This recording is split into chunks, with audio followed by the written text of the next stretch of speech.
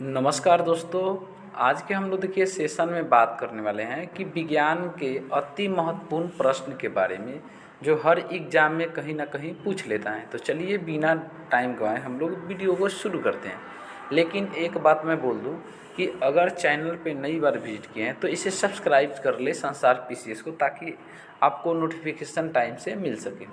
चलिए, पानी का अधिकतम घनत्व तो कितना डिग्री सेल्सियस पर होता है? तो देखिएगा, पानी के अधिकतम घनत्व जो होता है ना 4 डिग्री सेल्सियस पर होता है। ठीक है, कई बार पूछ लेता है, आपको ध्यान में रखिएगा कि जल का सूत्र क्या होता है। तो आपको मालूम होगा जल का सूत्र जो होता है ना H2O, और जल का आणविक भार जो होता है ना 18 होता है। ठीक है,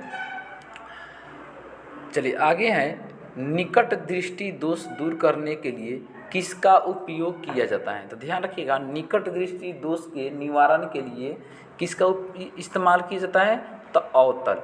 जबकि दूर कहेगा तो उत्तल लेंस हो जाएगा। ठीक है, चलिए नेक्स्ट क्वेश्चन की ओर बढ़ते हैं। नेक्स्ट क्वेश्चन है कि मानव शरीर में सबसे बड़ी धमनी है। तो मानव शरीर में सबसे बड़ी धमनी कौन सी है? तो ध्यान रखिएगा, महाधमनी है। ठीक है, सबसे बड़ी धमनी कौन है?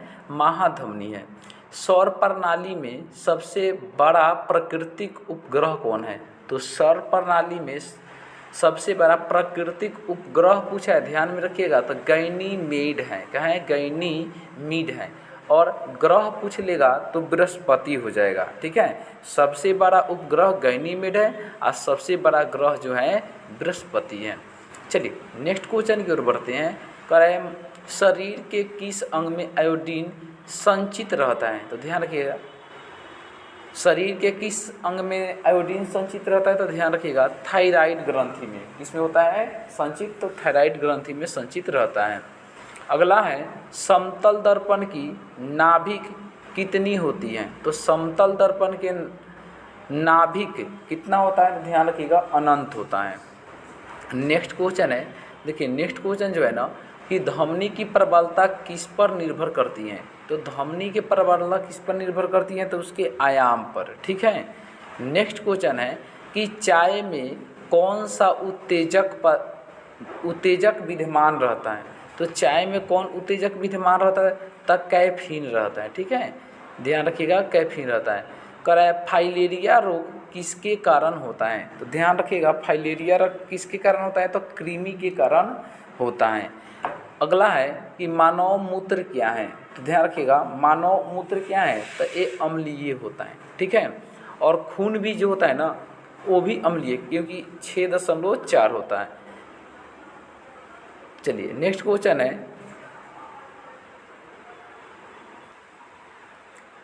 अगला है आपका, देखिए विटामिन ए का रासायनिक नाम क्या है? तो ध्यान रखिएगा, विटामिन ए का रासायनिक नाम क्या है? तो रेटिनॉल है। क्या है? रेटिनॉल है। और आपसे कई बार पूछ लेता है कि विटामिन का खोज किसने किया था? ध्यान रखिए, फंक ने 1912 में किया था। और विटामिन जो होता है ना घुलनशीलता के आधार पर 2 प्रकार का होता है, एक जल में घुलनशील और दूसरा जो होता है वासा में घुलनशील। ठीक है, आपको जल में पूछ लेगा तो विटामिन बी और सी हो जाएगा, और वासा में हो जाएगा तो बी के अलावा ए, उसके बाद डी, ई और के हो जाएगा। चलिए अगला क्वेश्चन है कि क्रायोजेनिक इंजन का अनुप्रयोग कहाँ किया जाता है? तो क्रायोजेनिक इंजन का प्रयोग कहाँ किया जाता है? तो रॉकेट टेक्नोलॉजी में किया जाता है। ठीक है, रॉकेट टेक्नोलॉजी में। पलकों के यानी पलकों के किनारे कौन सी ग्रंथि पाई जाती है? तो ध्यान रखिएगा, पलकों के किनारे कौन सी ग्रंथि पाई जाता है? तो मीबोमियन। क्या है? मीबोमियन ग्रंथि पाई जाता है। तो पलकों के नीचे कौन सी ग्रंथि पाई जाता है? मीबोमियन ग्रंथि पाई जाती है। ठीक है, अगला देखिए है, कह रहा है कि मनुष्य के आहार नाल के किस भाग में कोई एंजाइम नहीं पाया जाता है? तो ग्रीसिका, क्या नाम है? ग्रसिका में कोई नहीं पाया जाता है। अगला देखिए ध्यान रखिएगा, अगला जो है करेगा, आमाशय की दीवार से कौन सा एंजाइम निकलती हैं? तो ग्रेस्टिन एंजाइम निकल जाती हैं। ठीक है,